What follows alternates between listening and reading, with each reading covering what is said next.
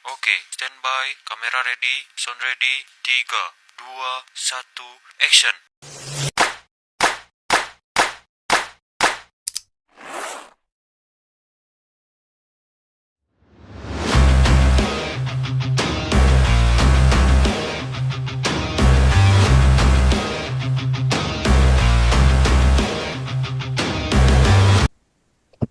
Halo Sobat Sigap, selamat datang di podcast Sigap, sorotan isu gerak aparatur publik, podcast yang membahas isu-isu strategis secara kritis, objektif, dan solutif. Bersama saya Yuzi dan rekan saya Tanti. Hari ini kita akan membahas isu yang sangat dekat dengan kehidupan masyarakat, yaitu bahaya narkoba. Isu ini bukan hanya persoalan tentang hukum, tapi juga tentang kesehatan, psikologi, keluarga, bahkan di masa depan di generasi kehidupan bangsa. Betul sekali, dan seperti biasa kita akan mengupasnya dari berbagai sudut pandang agar pembahasannya lebih utuh dan mudah dipahami.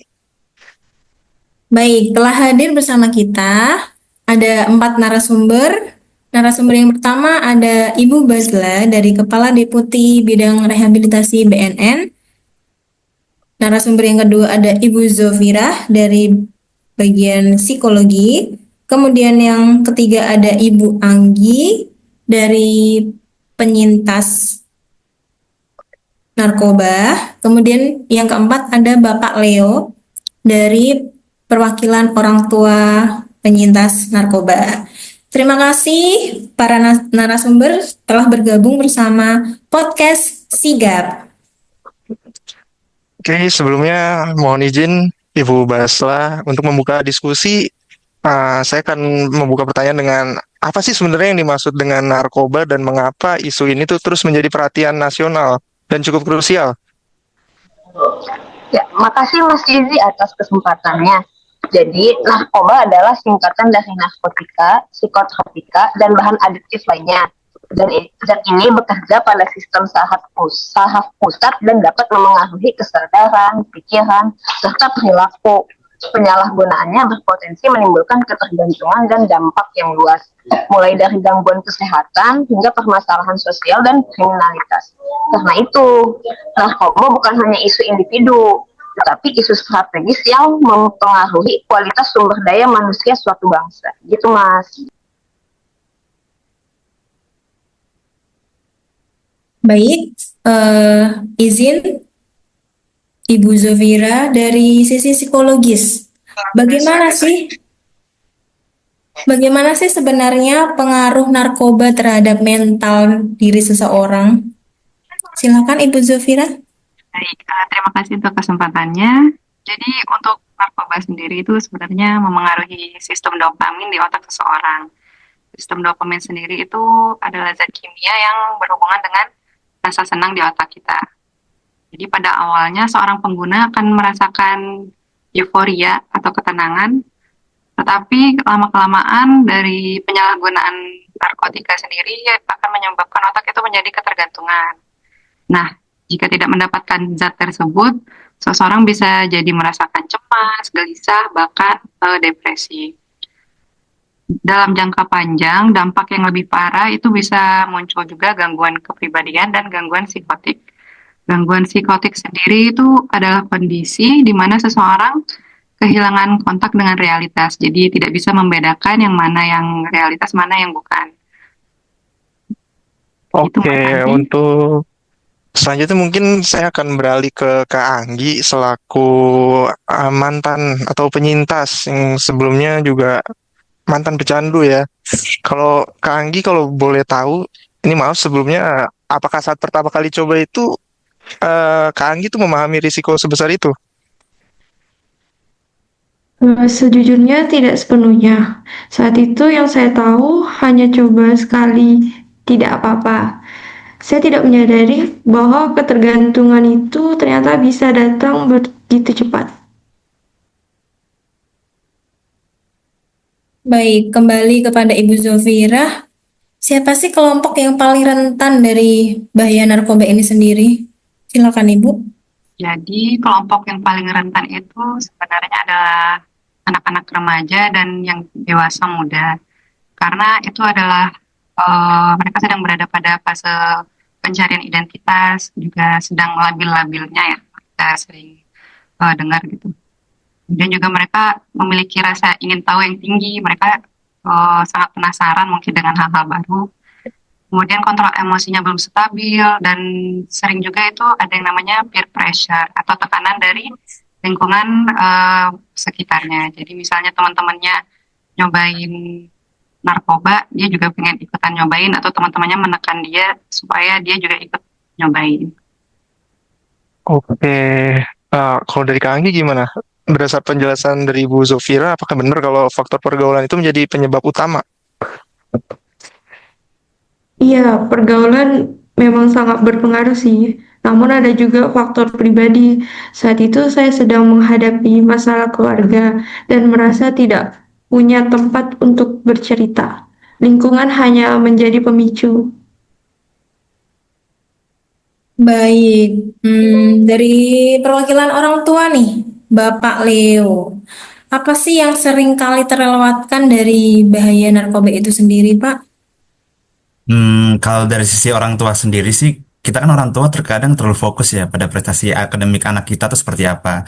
Kita mungkin menginginkan hal-hal yang bagus buat anak kita, tetapi kurang memperhatikan kondisi emosional emosional anak kita sendiri.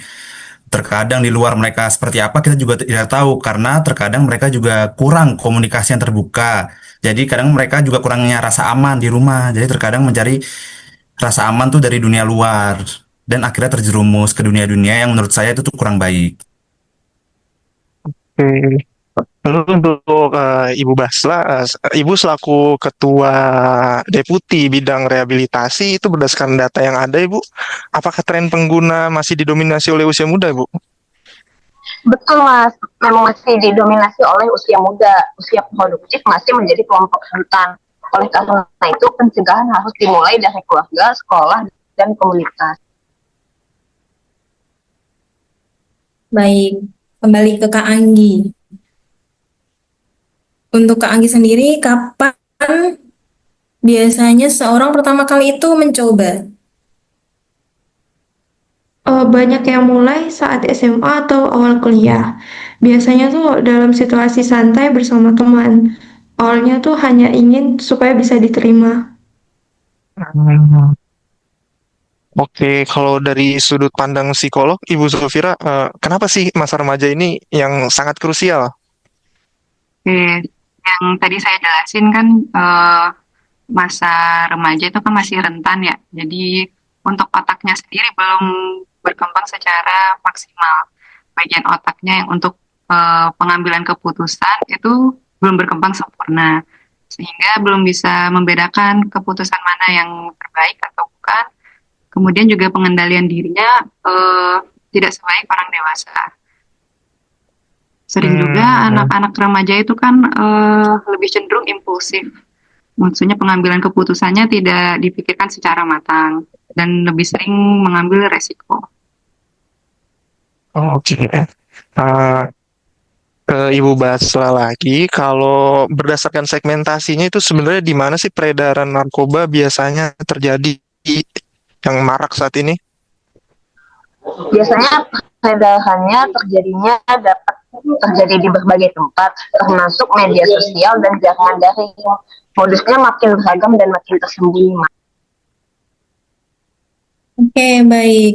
Jika nih seseorang ingin berhenti, ada nggak sih langkah konkret yang harus dilakukan? Boleh dari Ibu Bazlah?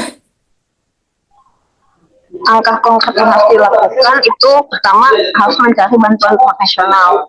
Masyarakat dapat mengakses layanan rehabilitasi melalui BNN daerah, fasilitas kesehatan, atau lembaga rehabilitasi resmi. Rehabilitasi bertujuan untuk memulihkan, bukan untuk menghukum. Begitu.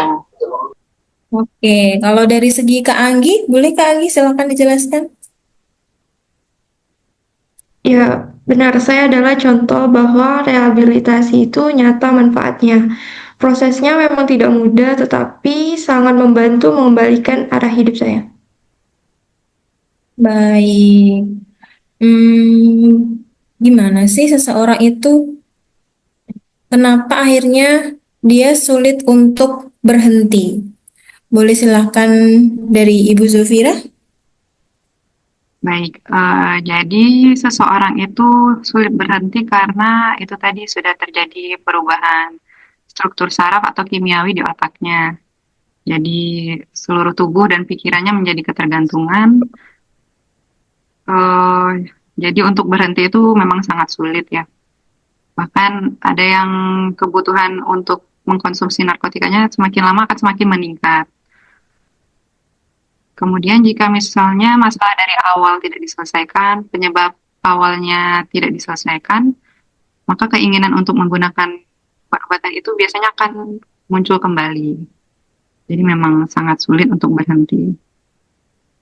Oke, Kak Anggi, sebenarnya ada nggak sih kiat-kiat bagaimana supaya kita bisa melawan atau menghadapi godaan untuk tidak kambuh atau kembali lagi menjadi menggunakan narkoba itu?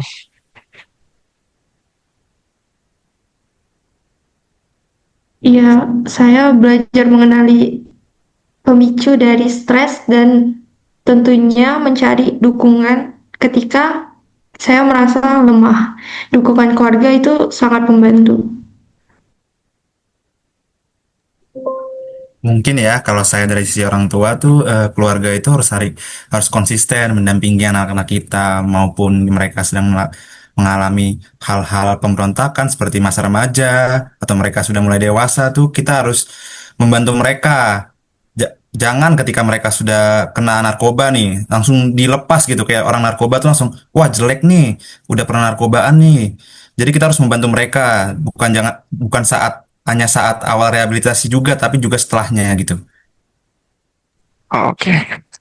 Kalau dari segi kebijakan instansi, Bu Basla itu sebenarnya bagaimana sih strategi pencegahan yang mungkin khususnya udah diterapkan oleh BNN? Kalau dari strategi pencegahannya tuh bisa dilakukan melalui edukasi, sosialisasi, serta penguatan layanan rehabilitasi. Kolaborasi lintas sektor sangat penting agar pendekatannya itu menyeluruh. Gitu. Baik. Bagaimana ini dari sudut pandang orang tua itu sendiri, Pak Leo? Cara pencegahannya mungkin dari rumah itu sendiri. Bagaimana? Silakan, Bapak Leo. Kalau dari orang tua sih, mungkin kita harus membangun komunikasi terbuka ya, mau kepada anak, mau saudara. Kita mungkin juga harus bisa bekerja sama juga dengan masyarakat agar tidak menjudge pengguna narkoba atau pecandu narkoba itu sendiri. Jadi kita harus menjadi pendengar yang baik dan memberikan contoh yang positif. Terakhir buat Ibu Zofira, kalau dari segi psikologis, kira-kira apa pesan terakhirnya untuk topik kita hari ini? Baik, jadi sangat penting untuk membangun ketahanan mental untuk anak-anak kita sejak dini ya. Jadi peran orang tua itu sangat krusial untuk mendampingi anaknya dalam mengelola stres yang positif, kemudian berani mengatakan tidak pada hal-hal negatif. Kemudian tadi dari Pak Leo tuh saya setuju sekali bahwa komunikasi terbuka antara anak dan orang tua itu juga sangat penting.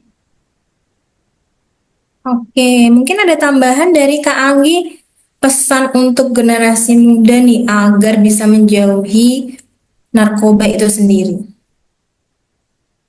Oke, mungkin pesan untuk generasi muda lainnya, jangan pernah kita merasa sendirian. Jadi ketika kita sedang menghadapi masalah, segeralah cari bantuan. Karena masa depan kita itu jauh lebih berharga daripada hanya sensasi sesaat. Oke, terima kasih untuk para narasumber kita yang sangat luar biasa hari ini. Sobat Sigap, dari pembahasan kita hari ini, kita bisa memahami bahwa narkoba itu adalah ancaman yang nyata, tetapi juga dapat dicegah dengan kesadaran dan kolaborasi dari masyarakat di lingkungan sekitar kita. Peran keluarga, tenaga profesional, penyintas, serta kebijakan negara saling melengkapi dalam upaya perlindungan generasi bangsa. Terima kasih telah menyimak podcast Sigap. Tetap kritis, tetap peduli, dan tetap sigap. Sampai jumpa di episode berikutnya.